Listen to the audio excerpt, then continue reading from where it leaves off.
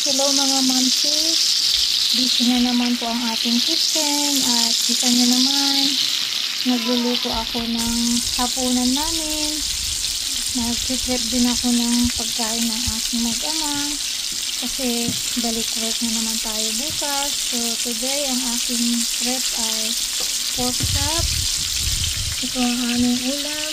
Gumagawa po ako ngayon ng chicken bacon wrap. Auntie. Yes, nagluto ako ng munggo. Kita nyo guys, nakabili ako ng frozen na malunggay sa grocery. Ayan, lagyan natin ng pork at pinahugan ko rin ng konting repolyo. Masarap na yan. Ito na siya.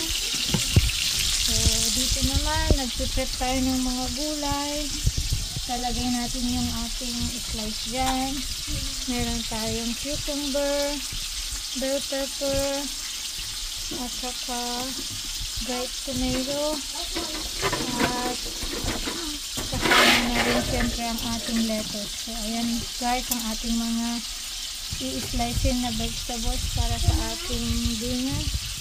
Ito na yung mga hinugasan ko. Ayan. Mamaya ilalagay ko na yan mamaya sa aming mga lagayan. Ito lang po ang aming kitchen. Medyo maliit pero kaya naman magluto.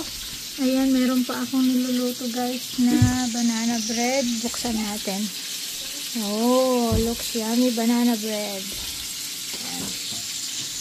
So, share nyo naman kung ano ang dinner ninyo today. Thanks for watching. Don't forget to give us a thumbs up. See you again next time. Bye!